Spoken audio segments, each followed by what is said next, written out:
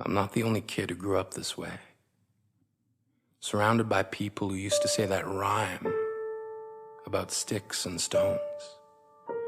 As if broken bones hurt more than the names we got called, and we got called them all. So we grew up believing no one would ever fall in love with us. That we'd be lonely forever. That we'd never meet someone to make us feel like the sun was something they built for us in their tool shed. So broken heartstrings bled the blues as we tried to empty ourselves so we would feel nothing. Don't tell me that hurts less than a broken bone. That an ingrown life is something surgeons can cut away. That there's no way for it to metastasize, it does. She was 8 years old. Our first day of grade 3 when she got called ugly. We both got moved to the back of class so we would stop getting bombarded by spitballs. But the school halls were a battleground where we found ourselves outnumbered day after wretched day. We used to stay inside for recess because outside was worse.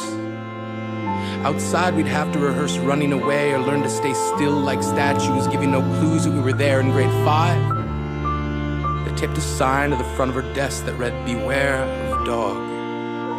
To this day, despite a loving husband, she doesn't think she's beautiful because of a birthmark that takes up a little less than half her face. Kids used to say she looks like a wrong answer that someone tried to erase but couldn't quite get the job done. And they'll never understand that she's raising 2 kids whose definition of beauty begins with the word mom. Because they see her heart before they see her skin. Because she's only ever always been amazing. He was a broken branch grafted onto a different family tree. Adopted.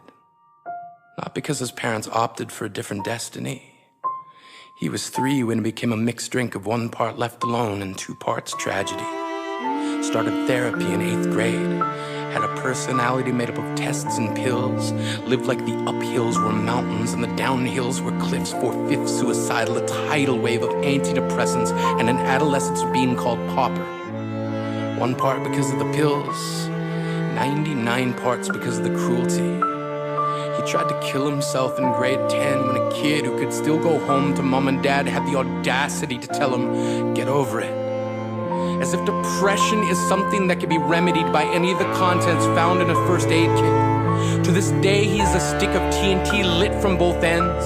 Could describe to you in detail the way the sky bends in the moments before it's about to fall. And despite an army of friends who all call him an inspiration, he remains a conversation piece between people who can't understand. Sometimes being drug-free has less to do with addiction and more to do with sanity.